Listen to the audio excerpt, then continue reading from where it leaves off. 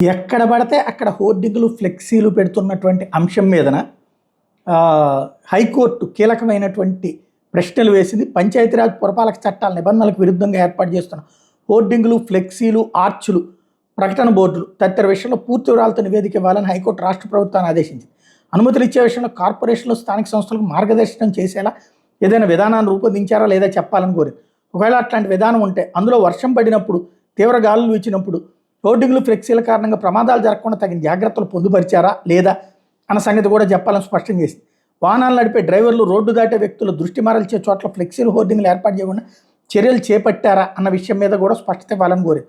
రాష్ట్ర వ్యాప్తంగా ఎన్ని అధికారిక ప్రకటన బోర్డులు, హోర్డింగ్లు, ఆర్చులు, ఫ్లెక్సీలు ఏర్పాటు చేశారు, అందులో ఎన్ని నిబంధనలకు అనుగుణంగా ఉన్నాయి, ఎన్ని భద్రతా ప్రమాణాలకు లోబడి ఉన్నాయనేది చెప్పాలని ఆదేశించింది. అనధికారిక ఫ్లెక్సీలు, హోర్డింగ్లు ఎన్ని ఉన్నాయి, వాటిని తొలగించేందుకు ఏం చర్యలు తీసుకున్నారో కూడా తమ ముందుంచాలని సూచించింది. అనధికార ప్రమాదకర హోర్డింగ్ల విషయంలో ఎన్ని ఫిర్యాదులు వచ్చాయి, ఎన్నింటిని పరిష్కరించారు వంటి వివరాలు నివేదిక రూపంలో ఇవ్వాలని ఆదేశించింది. మేరకు ప్రధాన న్యాయమూర్తి జస్టిస్ ధీరసింగ్ ఠాకూర్, న్యాయమూర్తి జస్టిస్ చీమలపాటి రవిలతో కూడిన ధర్మాసనం ఇవాళ ఉత్తర్వులు జారీ చేసింది. నిబంధనలకు విరుద్ధంగా హోర్డింగ్లు పెడుతున్న అధికారులు పట్టించుకోవడం లేదని, ఉల్లంఘనల మీద చర్యలు తీసుకోవడం లేదని మాజీ స్పీకర్ డాక్టర్ అగరాల ఈశ్వర్ రెడ్డి హైకోర్టులో వేసిన ప్రజా ప్రయోజన వ్యాజ్యం నేపథ్యంలో ఈ ఆదేశాలు ఇచ్చింది.